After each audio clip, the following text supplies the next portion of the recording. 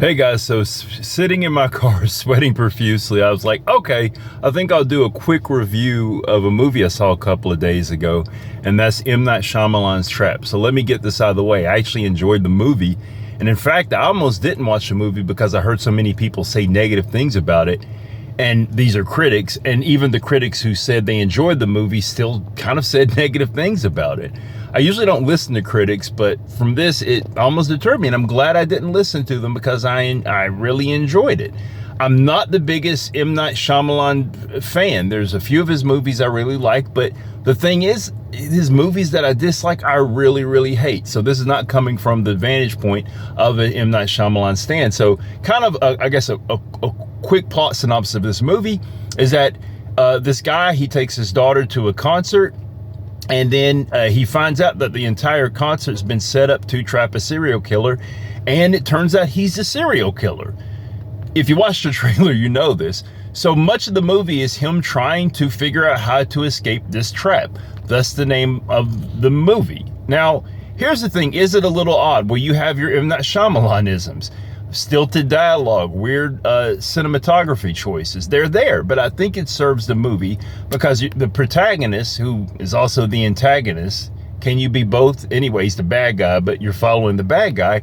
He's a little off in the head. So kind of the choices with the dialogue, you know, the M. Night Shyamalan thing where his movies exist in a world where normal people don't exist. Like, people in everyday life don't talk like that. They don't stare at each other like that. The close-ups, everything, it's a little off. It's M. Night Shyamalan, but it serves the movie because basically you're following this guy, and it kind of adds to the uneasiness of it overall. There's also a whole thing where the concert they're at is his daughter is playing this famous pop singer, and his daughter is a actual musician and a songwriter. A lot of people complain that it spent too much time showing her on stage singing. I thought this was going to be a problem for me because I don't like concert movies, and I definitely don't going to want to watch a crime thriller where it's half concert movie.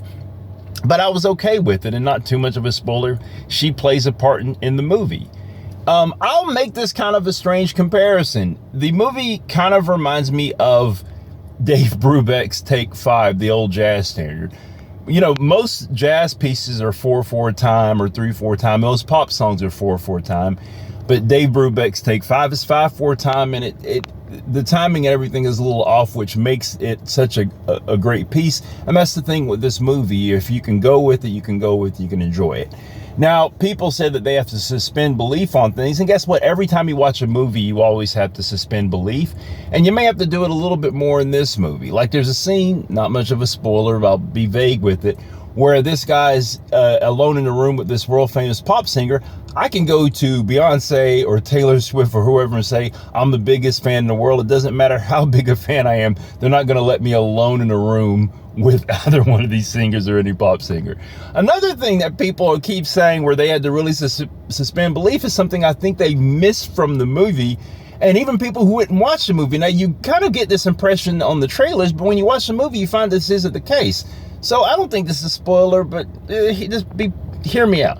So in the movie, people have this impression that this entire concert was set up just to trap this guy. And by the way, this movie the plot was inspired by a real incident where they actually did capture some criminals I think they said they were going to win some prize, and they kept showing up and they caught them. There's a clear plot line in the movie where that's not actually how the concert's set up. And that's actually important to the movie. I don't know why people thought that. Maybe they just misunderstood something. Maybe they weren't paying attention, but whatever. Another thing about this movie is that even though it's a crime thriller where you're following a serial killer, it's surprisingly not a very violent movie. There's actually very little violence and very little gore. Now, watching the movie, I will say that a lot of the tension comes with waiting to see what Josh Hartnett does next. Like, is he going to flip out? Is he going to do something? So me saying that, you may be like, you've taken away that tension. I really haven't, because he really sells the unhingedness, and you're waiting for him to do something. I'm happy to see Josh Hartnett. I'm going to pronounce his name probably 5 different ways, but I'm happy to see him in movies again, acting more. I mean, I saw him in the latest Black Mirror episode, not too long ago, saw him in Oppenheimer, and seeing him in this. I first saw him when he was in The Faculty. I saw that in the movie theater, over 25 years ago. I like him. I liked him then, I like him now. So, yeah, watch the movie. Or, as I like to say, I always tell people, look, should you watch a movie or not? It really depends on, do you like certain movies? So, for example, there are people who don't like horror movies. It doesn't matter how great a horror movie it is. If you don't like horror movies, you're not going to like the movie. So if you like crime thrillers, I think you're going to like this movie. Some of the elements of it may be a little bit too comedic or odd for your taste, but I say give it a chance. And if you're deterred from these type of movies because you don't like the gore, I can tell you the gore is not there. And I think that's actually a good thing, because I think sometimes gore can be distracting.